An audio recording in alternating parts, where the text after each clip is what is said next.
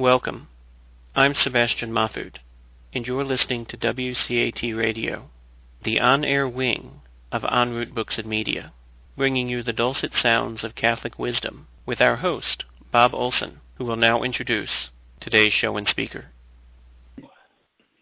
Welcome to Just Plain Theology from Rome, Sweet Rome. This is a program offered by Natalia Yuzian on location in Rome. Natalia, it's good Hi, to Bob. hear you again. Yes, welcome. Good. Welcome. Happy belated Thanksgiving to you. Yes, and I thought we could start out. I do have a prayer that I received. Let's see if I can find it now. Oh, yeah. Hang on one second. Here it is. I got this from, wait. I don't have it either. Hang on one second. I'll get it in a minute. Here it is. There we go. I got this from the Marians of the Immaculate in Stockbridge. And this is the way it goes. Oh, come back now.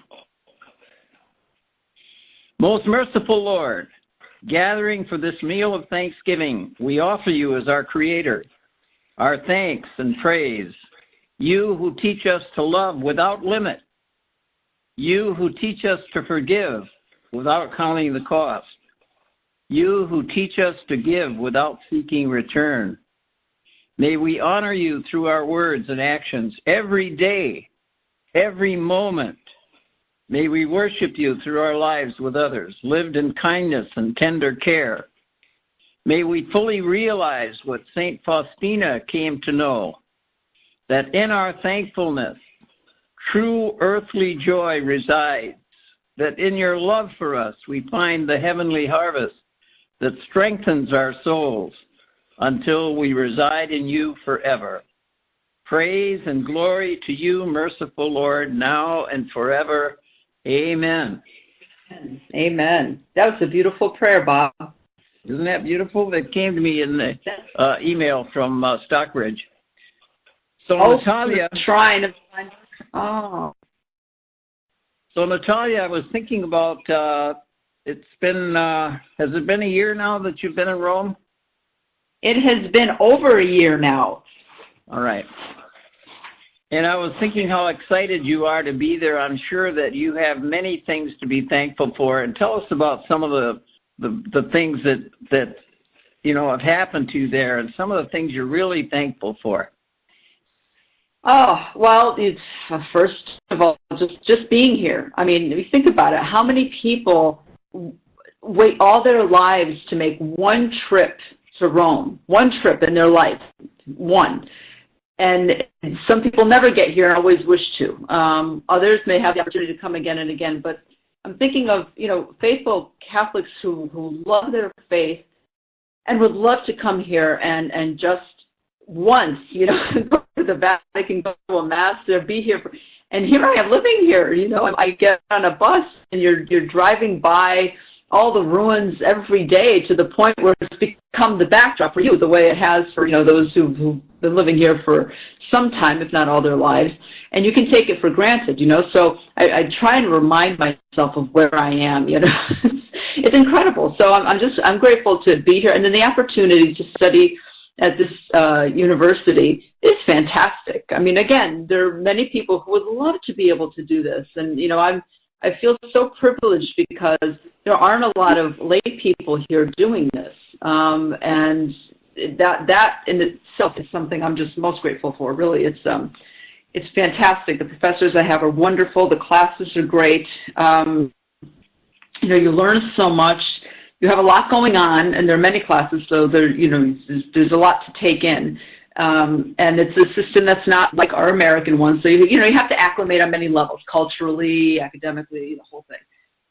But still, just to be able to do this is an incredible opportunity. This is never lost on me. So I'm, just absolutely so grateful. And, where I'm living in this nice little apartment, and I've got, people nearby, and, you make friends, and it's wonderful. I mean, really, I can't, it's just fantastic. So I'm very, very grateful. When did you realize that this was real? So it wasn't just a dream. I'm still waiting for that.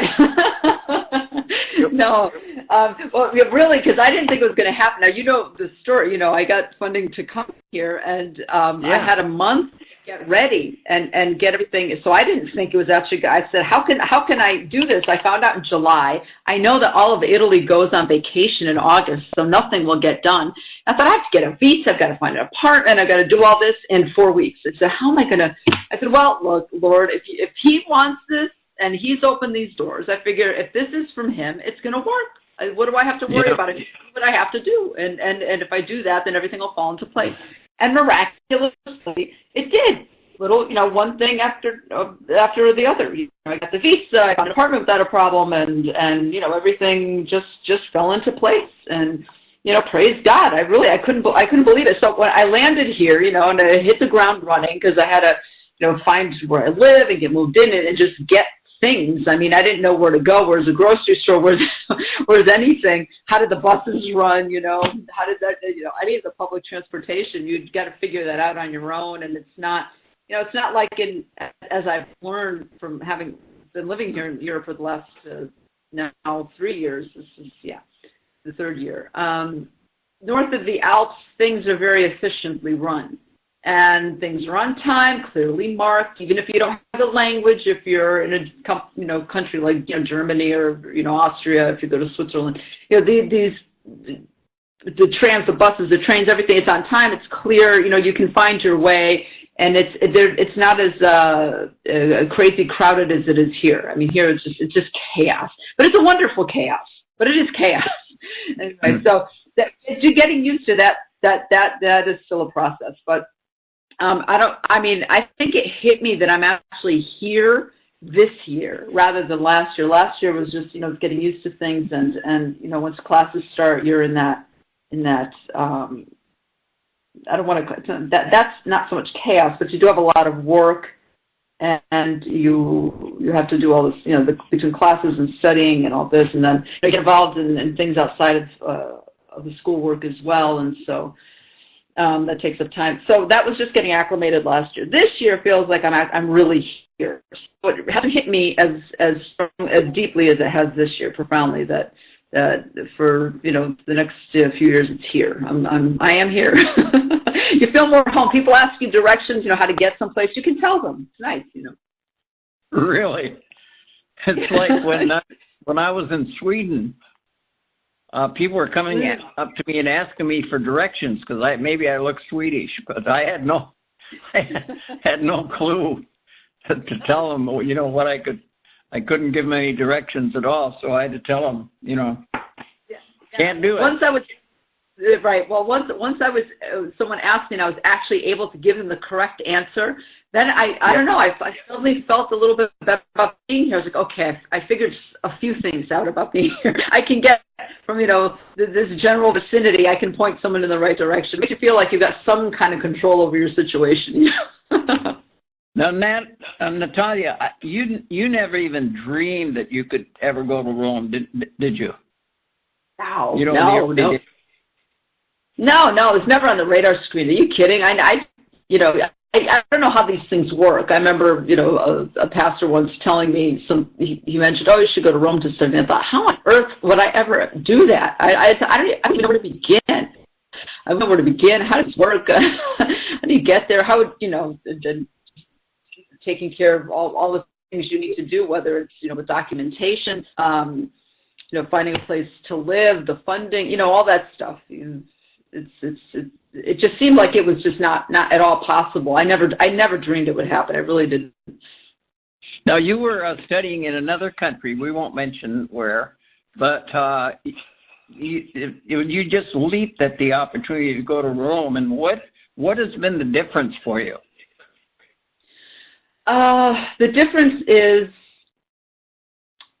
Rome for theology. This is the seat of Catholicism, if you will. I mean, in terms of, the hierarchies, here you've got the Pope here. I mean, I belong to the Eastern Rite Church, so the head of our church is in Ukraine. Still, we fall under the umbrella of the Catholic Church. You have all the various rites and churches under that. But, the Catholicism and Rome, they are completely identified, So being here is like from where I was, it was like going from a small private college to, NYU or something, a big university. Academically, it's a bigger environment. Now, it's not the biggest pontifical university here, but compared to where I was, it is much bigger. But you have so many different people. You have the priests, seminarians, religious, and lay people from all over the world. We have over 90 countries represented at the university. So just that kind of diversity, I find very invigorating. And it's so fascinating to hear other people's stories, where they've come from, what they've experienced, how they plan on using their studies. It's interesting to see how the different cultures adapt and react to things here.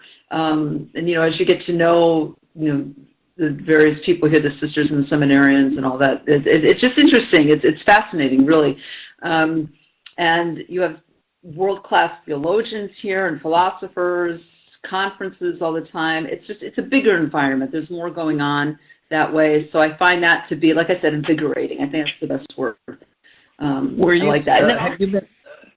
Have you been studying under some people whose names that you knew before, and you were just excited to be under their under their direction? Sure. I mean, we have a theology professor, Father Bernard Blankenhorn, and I had read an article by him before, so I recognized his name from someplace. And then we have Father Giertek, who's a papal theologian, so people know him. And there are some in the philosophy department that subsequently I would read while I was studying here. There was an article reference to something. I realized, he's on the philosophy faculty, So it's nice. It's nice to know that you've got this caliber. And you have people visiting. Last year, in December, we had a conference, a Dei Verbum conference, and you had Dominicans from various institutions here. And there were a number of them that I recognized because I'd used their books in other courses. Gilles Lemery, who is from he's in Switzerland, at Freiburg, and just preeminent Trinitarian scholar, and his textbooks are used all over the world. It's wonderful, to have that opportunity to go and sit in on a lecture that's being given. It's great. It's great. No, the opportunities are fantastic. You can't compare. It's just being in the heart of it all. No, what about? Are there some really famous people that you've met since you've been there? Really famous? Have you met Father Cantalamessa, for example, the papal preacher? No, I haven't.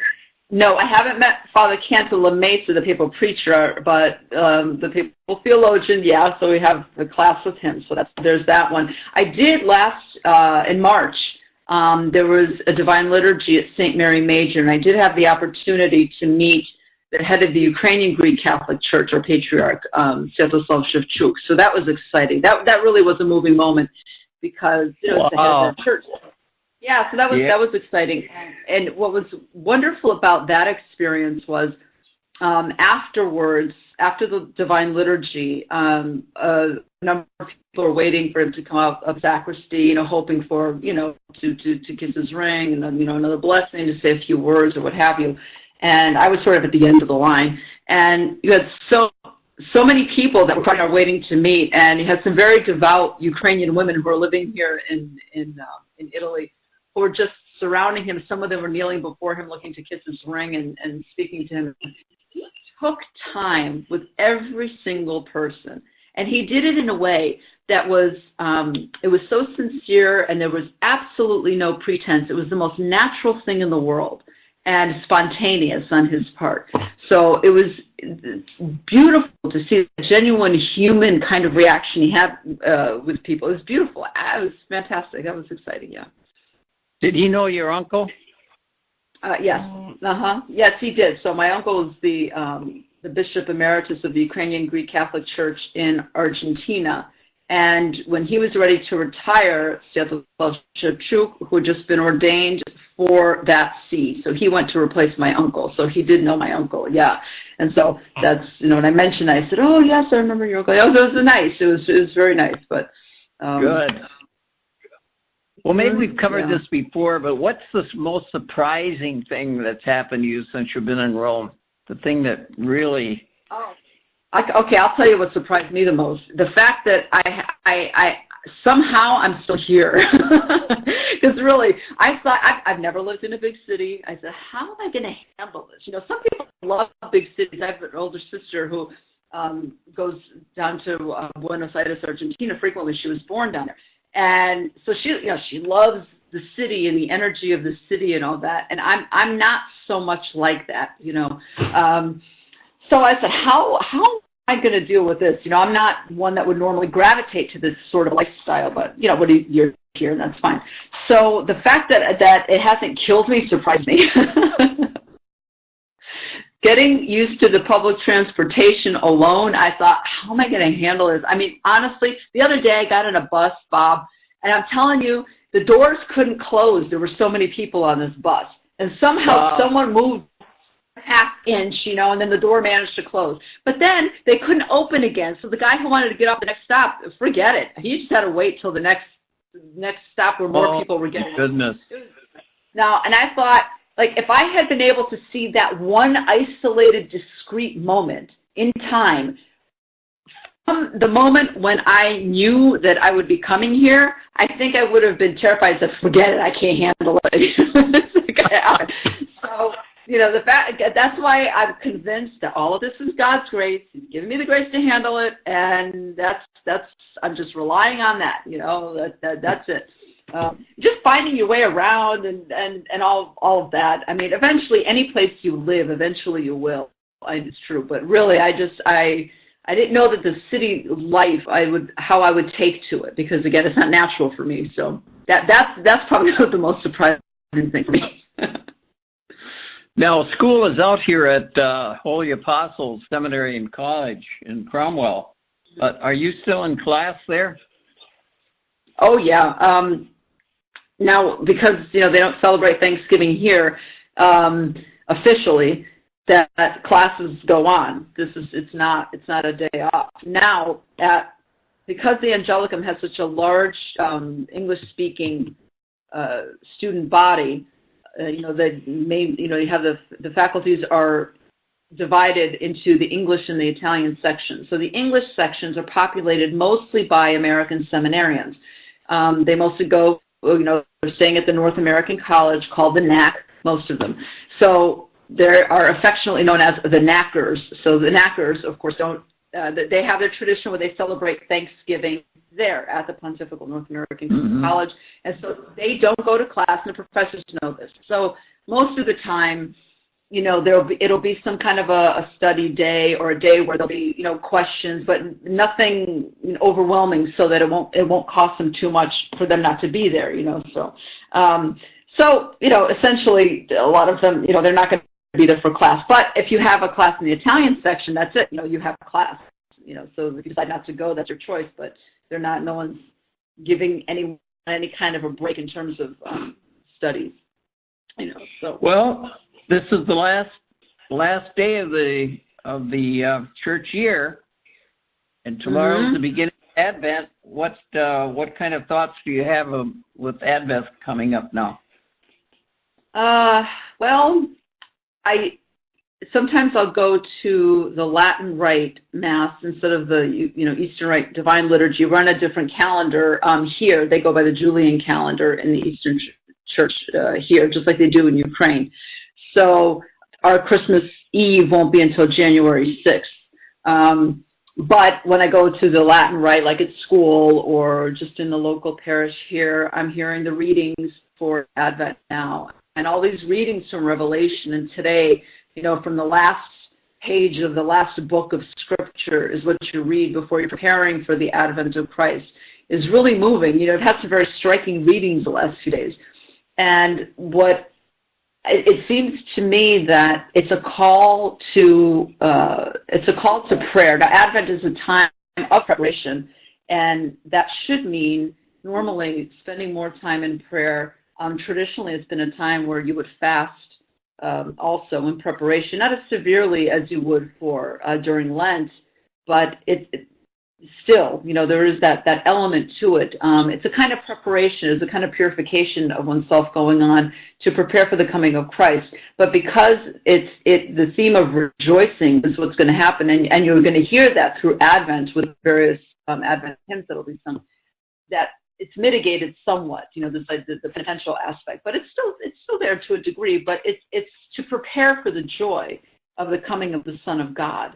This is our redemption. This is what makes heaven possible for us, and just how so. It's funny because here you're in leading up to the end of the liturgical year, you have these extraordinary readings from Revelation with angels and these principalities and powers fighting it. They're duking it out in the celestial realm, and you've got this vision of what will come for the church, and it's extraordinary. It's eschatological. It's very powerful. The imagery is very vivid and strong, and all that. And so you enter into this time of preparing for the coming of the Son of God with all that force and power, and then he comes as a baby, juxtaposed. Striking that the all-powerful God comes in the tenderness of a child, of a little baby that's vulnerable, that needs caring for, that allows himself to be handled by whoever would pick him up. In a prefigurement of the Eucharist as well. It's beautiful. It's beautiful. Well, for me, I'm just so thankful for the church because of all these different ways that we have to prepare. It have these different seasons. It's just like for me now, tomorrow, like on the first day of Advent. This is a new start for me again. Like how do you prepare? How do you enter into the season, Bob? Well, like I'm saying, I'm just making a new commitment. That's the sense I had today about tomorrow. It's a new year, it's a new time, and just to start over and just be recommitted completely. So that's the way I look at it. What about you? Yep. For me. I agree with that sentiment. That sense of recommitting. I hadn't thought of it in those terms, but for me, it's a kind of going back to the reason why you remain a Catholic. It's all a grace, certainly, but the fact that this is salvation. We could say with St. Peter, "To whom shall we go, Lord? You have the words of eternal life." That's right. This is the point, and he's coming, and it's a beautiful thing. But it's a time for me. I think of it in terms of quiet, a kind of interior preparation, an interior turning again, which the word conversion means that, right? So you're turning again to God. We have lots of these mini conversions through life, I think, where things get intensified for one reason or another. There's a call to either focus on something else more deeply in the mysteries of salvation, or to turn more deeply in prayer in a particular way. That's what usually it means for me, and it reminds me of physically what you see at this time where I grew up in the Northeast in Connecticut, where the days, it's like here, it gets dark out, 4 o'clock, 5 o'clock, you know?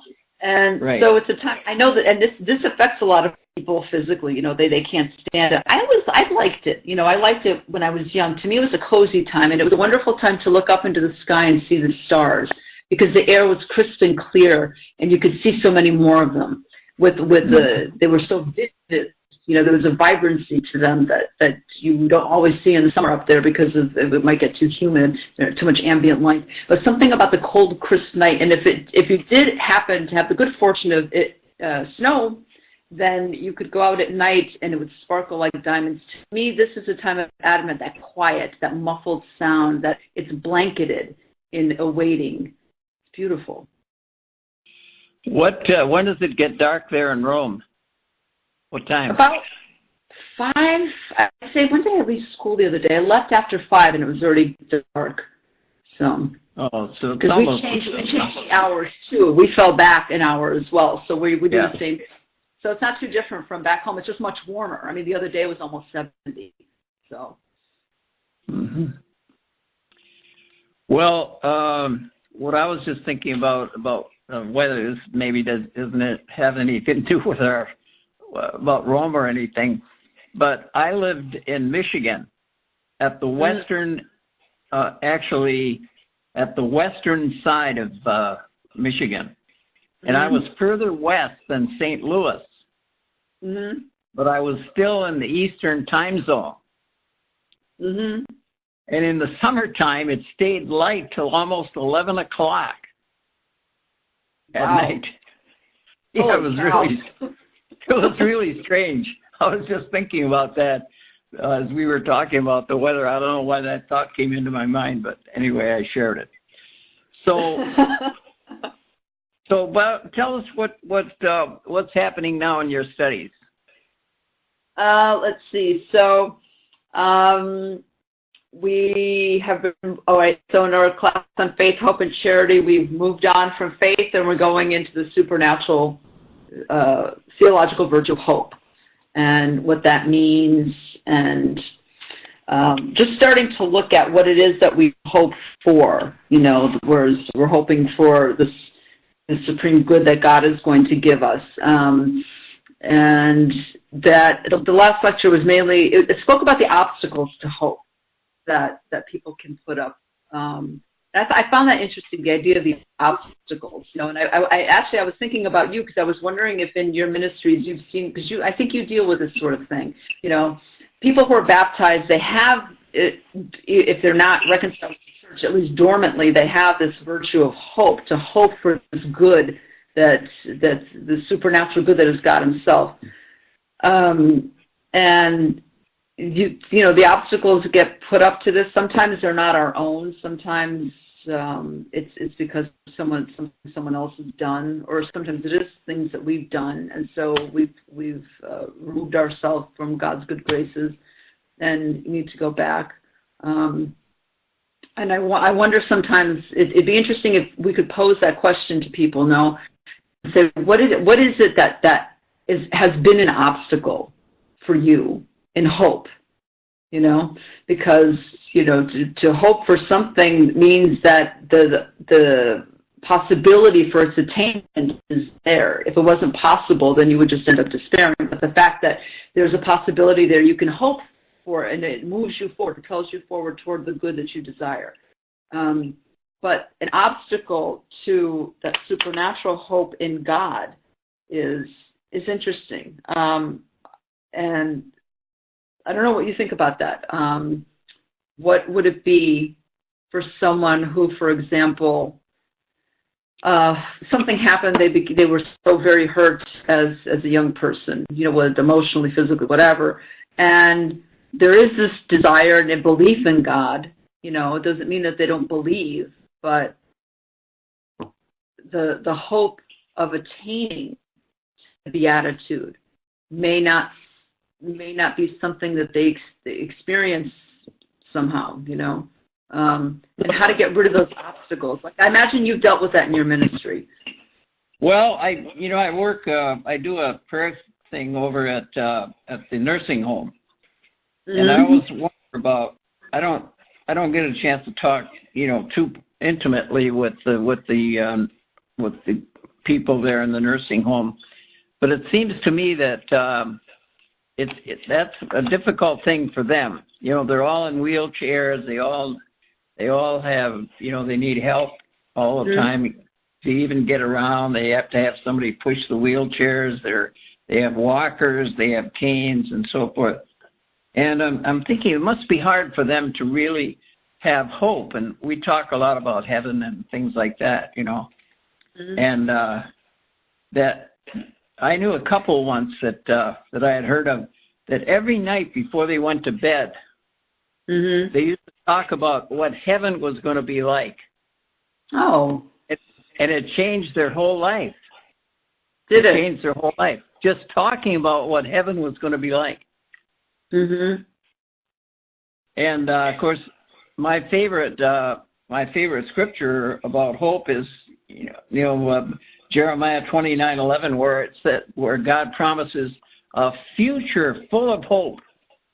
And that's what keeps me. I'm just excited all the time because of that scripture, because I know I can take that to the bank. You can. You know, interesting you said that you can take it to the bank, because one of the points that was brought up in the class that day was about, it was the issue of trust. You know, it's this absolute trust in God, because, you know, he's not deceiving in any way. You know, so this good of the attitude of being with him forever is nothing you can doubt. If there's any doubt, it's always on the part of the person, the subject, but not on him. He cannot give you anything that is to be doubted. Is absolute certitude on the part of him. No, because God doesn't lie. God doesn't lie. Right. And there's nothing lacking there. So if there is any doubt, it's on our part.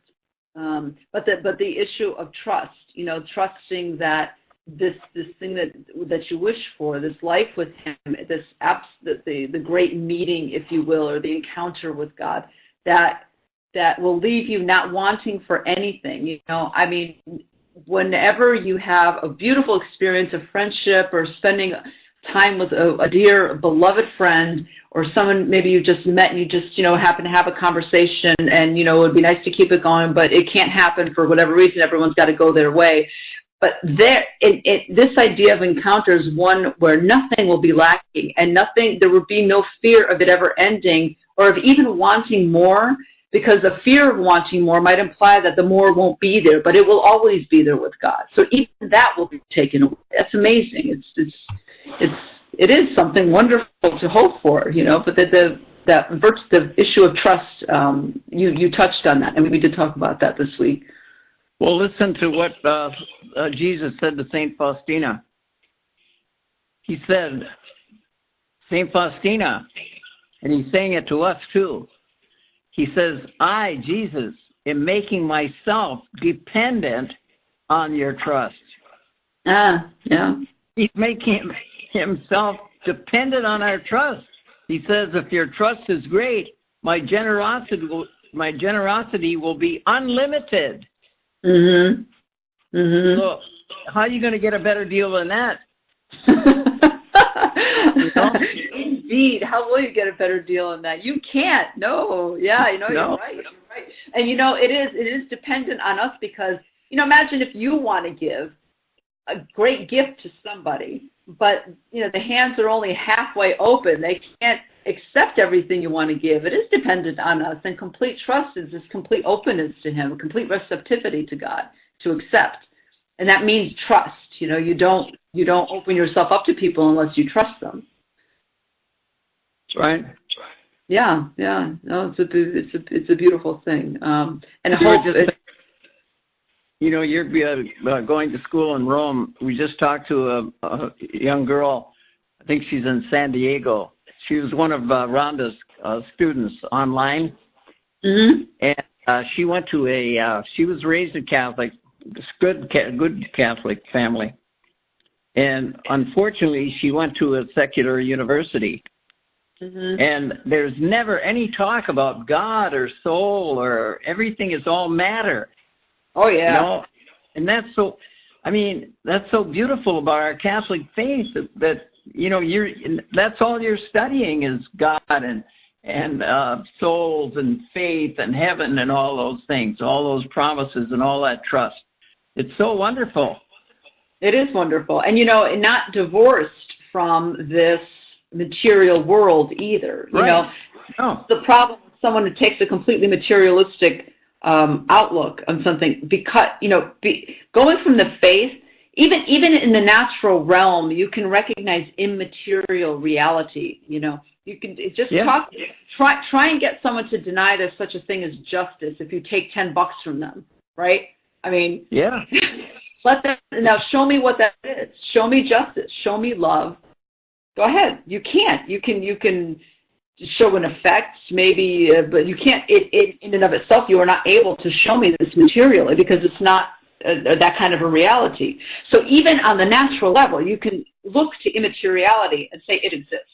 Now, the material empirical sciences are only about things that you can quantify, right? So you can't apply that kind of methodology to immaterial objects, immaterial reality. No. Right? So you can go from the physical world then to the metaphysical world, to the life of virtue, but then you can go to the, ethics and all that, but then to the metaphysical. And from there, you would have to go into the realm of God, meaning that from that point on, things must be revealed. There's a lot you can know from natural reason. But once you get past that, then it takes revelation. And then you're not going to be able to comprehend that. I mean, you can try to wrap your mind around it. That's what theology does, really. Knowing all the while that it's a mystery and you'll never exhaust it and you'll never comprehend it. And rather than that being a limit on us, the faith isn't. Again, back to the class on the theological virtues, a beautiful point that was made in the very beginning when we started looking at faith was that it's not something that shackles your intellect in any way. On the contrary, it, as Father Gertag put it, it expands your intellect. It illuminates it and expands it.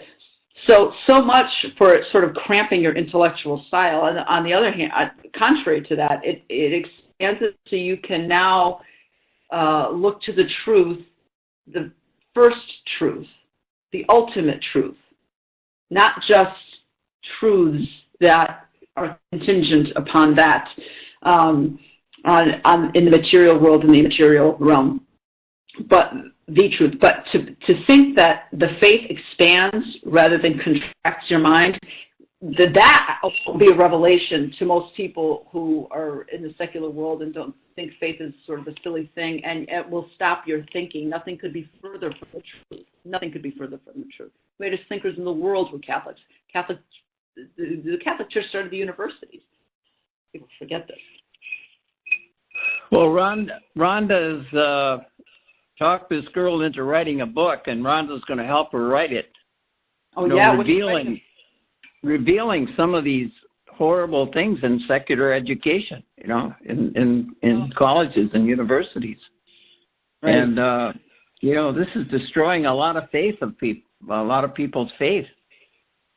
Right, and it's a shame because if you have somebody, let's say that they want to be a biologist or a chemist or something like one of those sciences, there's no reason why you can't have the faith with that and learn that as well.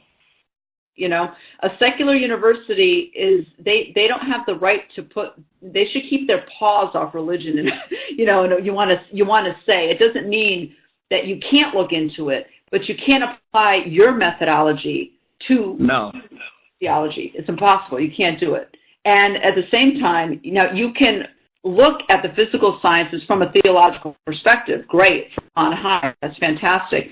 But at the same time, it has its own laws and all of that within itself as a science. And that is to be respected because it's on the natural level, and that's fine. But they're not incompatible. They go together. Faith and reason go together. So the sciences and the faith, theology itself is a science. Now, the people who don't have the faith wouldn't say so, but if you're talking about something that looks at causes and gives definitions and like that, then of course, certainly it's a science. Certainly it is. But they think it's only about material reality, and that's a mistake. By the way, I was just reading this morning, and Dr. Hartnett had told me about it. Let's see, was it the night before last or last night? She was telling me about Trump,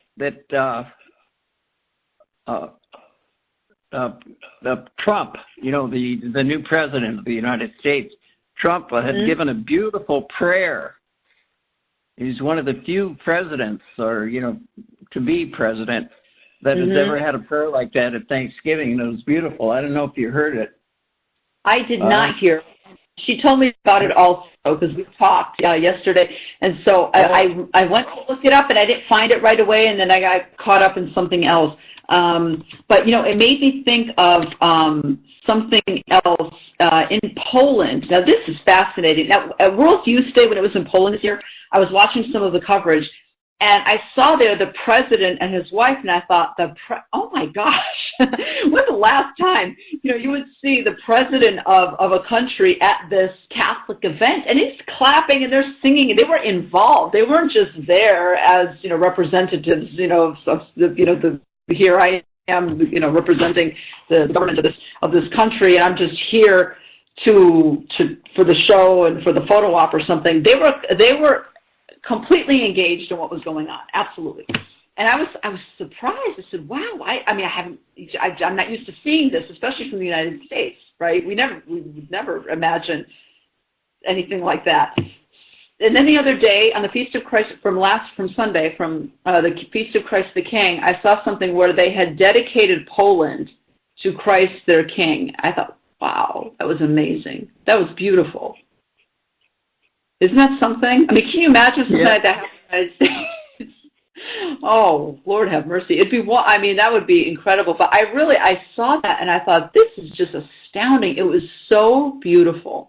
So beautiful. And you think this is how it's supposed to be, right? That's right. Normal Christian living.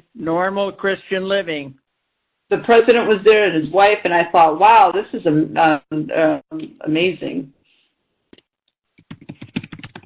I'm trying to find that prayer, but I don't know if I can find it. It was beautiful. Let's see here. I'll bet. I mean, and the fact that, it's so wonderful when you have your leaders mentioning God. It's extraordinary. Like, I'm looking up right now to give you some of the detail about that, what happened in Poland. And so it was on cnsnews.com. I think that's where I had seen it. But it was the Polish bishops and the president. And, so they declared that Christ, is King of Poland. And there was an enthronement of Christ as the King of Poland. And it was at the Church of Divine Mercy in Krakow. Huh? And that's something. Wow. It's extraordinary. And, the pictures of the various priests and bishops who were there and the other dignitaries and the priests. It's just beautiful. And again, you're not used to seeing this. But that is how it should be, That's right. Let's see here. I've got the last part of it, what he said here. It says, Trump's call for prayer and divine wisdom, especially for the remaining days leading into the election, serve as his own testimony that he's going to be anything but complacent before the impending day of reckoning. Well, that's not about his prayer. That's just telling that the majority of people in the United States feel that he's going to do a good job. Oh, here. Found it? I found part of it. I would say I would like them to pray for guidance and to pray for our country because we need prayer now almost more than we've ever needed it before, Trump said.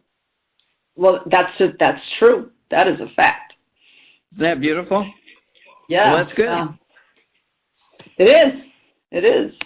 Prayer, that's the way to go all the time. All the time.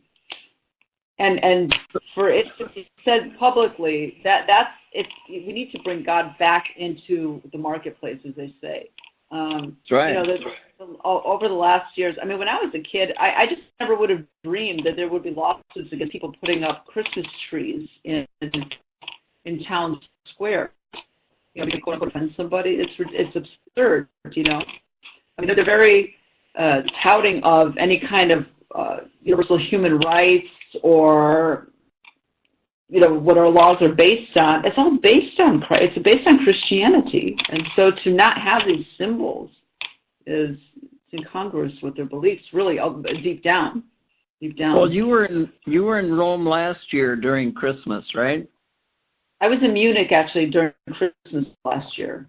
Oh, okay. Well, but you remember some of the things that were in Rome. How was it there for Christmas? I mean, during that Christmas season. Okay, well, I hate to burst your bubble, but Christmas in Rome.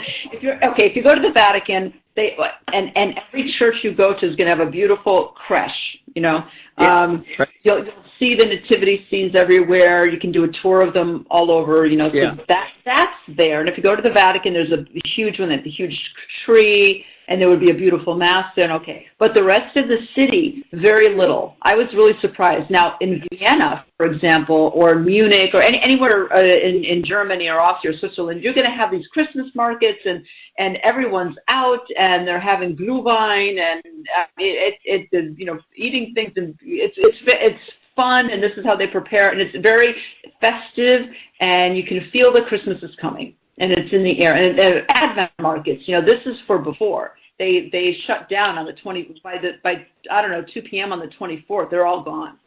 So that's a tradition up north. Here, not so much. Now, I did go to Assisi on December 8th in the Immaculate Conception, and I have to say that there they did have a market, and they had I mean, you can imagine the nativity scene there. They had one outside the Basilica of St. Francis that was it was life size. It was absolutely beautiful. It was beautiful.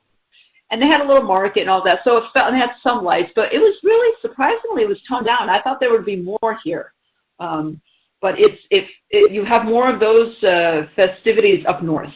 I mean, meaning north of Italy. I was kind of surprised, and maybe in the northern parts of the country. I'm not sure. I haven't heard. But I had a Swiss friend, a woman here that I knew, and she's been here for like 30 years. And she said the first year she was in Rome for Christmas, she cried. She said she missed it so much. The poor thing. But, I mean, there are other things to make up for it. You know, Rome has its charms in other ways. But Christmas I mean, I wasn't here for that week of Christmas. So on Christmas Eve, Christmas Day, I wasn't here for the church services and all. But I understand it's not what it is up north. So, do you get much snow there? Not in Rome. No, it's rare to have. I mean, I don't know they ever get snow here, but up north certainly. You know, once you get up into the hills, you might get some snow. Like for example, where the earthquake hit a few weeks ago, there they'll get snow. You know, once you're up in the hills, because it does get chilly. It gets cold here, but it's damp and it's humid and it rains, but it rarely gets to freeze. It's almost never. It's kind of like in the south of the United States. You know, Louisiana, Alabama, even the north of those states. Maybe you'll get a frost, maybe snow, but in general, no. So here, no, it gets rainy. It can get chilly, but not cold enough to snow. Well, this week, you're probably aware of this, Dr. Hartnett and Chris are going to Wyoming for the ordination of what am I trying to say? Brother Glenn. Brother Glenn, yeah. Deacon Glenn, I was trying to say. Deacon Glenn is going to be ordained a priest on Wednesday, and I'm sure he's very excited. I was at his ordination as a deacon, and that was exciting. I know he was really, really excited there, and I'm sure that he'll be very excited out there in Wyoming on Wednesday, so it's a beautiful day. Oh, yes. I wish I could go. My prayers will be with him and with them all, and I'm glad that some of those are closest to him can go. It'll be a beautiful thing. He must be thrilled and excited and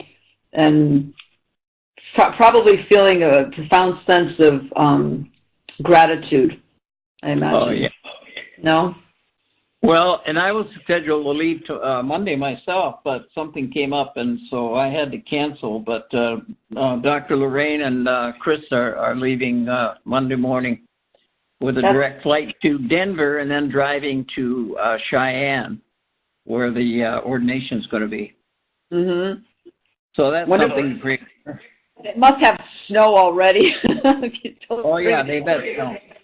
And they had snow. They've had at least 10 inches of snow in one place up in Upper Michigan, but Upper New York State, there was one place I think had 25, 30 inches, something like that. Already? Yeah. Mamma mia.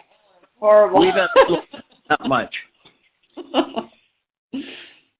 So what are you looking forward to for the rest of the year now, Natalia? For the rest of the year, well, I mean, I have on Monday. I've got a concert actually that I'm going to be part of. So I'm actually really excited with that. You were going to tell me about that. Right. Okay, so this concert is for an oratorio called The Passion of Saint Cecilia, and it's by a Nashville Dominican sister, which is known as the Sisters of Saint Cecilia. Her name is Sister Rosemary Essef, and it's for soloist choir and organ. And we're going to do it. She wanted to do it within the octave of Saint Cecilia's feast day, which is on November 22nd. She's a patron saint of musicians, sacred music, singers, etc. And so it's a beautiful experience. It's some wonderfully talented singers in the group, really amazing voices. And it's a beautiful, beautiful piece. I'm hoping that I'll be able to put a recording up on the website at some point. That would be nice. But that's exciting. So we're doing this concert on Monday at the old venue of the Pontifical Institute for Sacred Music, which is right near the Basilica of St. Augustine, not too far from Piazza Navona, for anyone out there who knows Rome enough to situate that. Now, the Pontifical Institute for Sacred Music, as the school, has moved. It's a little further outside the city. I'm still in Rome, but further outside from the center. And the people who are involved, many of them are studying there. Sister Rosemary, she's finished her license. This is her final work for the license, this original composition. And what's wonderful about it is it's the first time that one of these original compositions is going to be performed out in Rome. So this is fantastic. It's really exciting. It's a beautiful piece. It's polyphony. So it's within the musical tradition, the tradition of sacred music in the Latin Rite Church, and yet being original. To me, this is exactly what composers should be doing in the church, east-west. We have a wonderful one in the Ukrainian church. His name is Roman Hurko, and he's Canadian, and he's had some beautiful, beautiful, wonderful original compositions for Vespers and divine liturgies, all within the tradition that we have, but fresh new compositions. And this is what Sister Rosemary is doing. It's just wonderful. So I feel honored to be part of it. I'm really grateful. It's going to be beautiful. Now tell us again how you got involved with them. Okay, well, this is interesting. So I was on a train with someone from school, and where were we going? Terbo, I think we were going for the day to see the city, a little north of Rome, just to get, just to take a trip. And so there was a sister sitting behind me, and, we didn't say anything, because there's sisters all over Rome, you don't know them. So she's sitting on a computer doing her work. And then my friend gets up, and she goes to the restroom. She comes back, and on the other floor, she met someone she knew from Detroit. And so he comes up to say, to meet me and say hello. Then he recognizes the sister behind us as somebody he knows. So then we all just introduced each other like this. So she mentioned what she was doing, and she was talking about sacred music. And I said, I love sacred music. I'm Ukrainian, and, I was a cantor at my church, and I got very involved in our sacred music, the chants that we have. It's quite different from the Latin Rite chant. So we just had a conversation. She said she was having a group and putting a schola together, and I said, oh boy, I'd be interested in that. I said, okay, so I got involved that way, and we had a couple of concerts last year. I couldn't make a last one because there's so many exams, and at some point you have to decide, how much time can I give up? But I was so glad I was a part of it, and so I thought she was done with her license, and I didn't know that she would be coming back. But she came back, and she asked those of us who had been involved last year if we'd be interested in doing this. And when I realized what it was, I said, absolutely. So we're going to perform this on Monday. It's wonderful experience. Yeah, that's just another good place to be, things happening. Oh, right. I mean, for someone who loves sacred music, there's a lot to do here. You have all sorts of places you can get involved and be part of in choirs and sing. There's a lot. Before I came here, my uncle, he had studied at the lab for years and years ago, and he said, Rome, there are going to be a lot of distractions in Rome. And, that could be true on many levels, but really there's so much to do. You could get so distracted by getting involved in other things. And, I mean, really think about it. Again, how many people get an opportunity to be part of a scola and sing here in Rome? An original fresh piece. She wanted to do it in the Church of St. Cecilia in Trastevere, but it wasn't available, unfortunately, but that would have been nice. But maybe another time, maybe in February. We'll see if she comes back and it's possible. But it's exciting. Again, a unique opportunity that this is what I wanted to take advantage of. So it's exciting. Beautiful. Yeah, you're just collecting a lot of good memories for the future too. Oh, absolutely, yeah, absolutely. So last Christmas you said went to Munich. How about this year? I don't know yet. I'm not sure what I'm going to be doing. We'll see. Okay. I haven't made my mind yet. Well, I think we're just about out of time, so it's been delightful. It's always good to talk to you, and you're so exciting and so enthusiastic, and it's just a joy. Being a former hockey broadcaster, I like to talk with exciting people, You can't get anything much more exciting than hockey, That's probably the fastest sport going. And tell me about it. I almost got hit by a puck once flying through the air. Yeah, I know how exciting hockey can be. Okay. Where was that? That was at the Hartford Civic Center. Was that when the Whalers were still there? It was the Whalers, but they weren't the Hartford Whalers. They were the New England Whalers. After that, I forgot. They changed their name. It was their minor league team then. Okay, maybe, yeah. So, and I'm telling you, this thing came fly, and if I had not moved my head, I mean, again, divine prop, that thing went right past me up into the blissful seats. I can't believe that didn't knock somebody out. I mean, it would have permanently embedded in my forehead. It's dangerous. There's no question about that. Listen, let's close. We've been visiting, of course, with our regular Monday visitor, although we're doing it today. We're recording it on Saturday because of her concert. We're talking with Natalia Eugen, and she's in Rome. And our program is called Just Plain Theology, from Rome, Sweet Rome. And so maybe you can close with the prayer today, seeing I had the opening prayer there. So I'll let you do the honors and close it off today, and then we'll see you again next week. This time we'll see you on Monday next week, right? Yeah. A week from now, a week from this weekend. Got it. Okay. All right. Lord in heaven, we thank you for this time together. Thank you for all the blessings that you've given us individually, and all the ones that we don't even recall. They're there and sustaining us. That's right. We thank you for the gift of your Son, whose advent we are preparing for. And we look forward to rejoicing and singing with great abandon in the joy of his coming in the next few weeks as we're looking forward to it and preparing. We thank you for all our family and friends, all the blessings you've given us.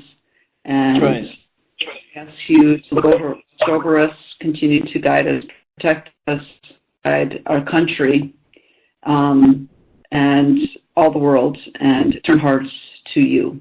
In the name of the Father, and of the Son, and of the Holy Spirit. Amen.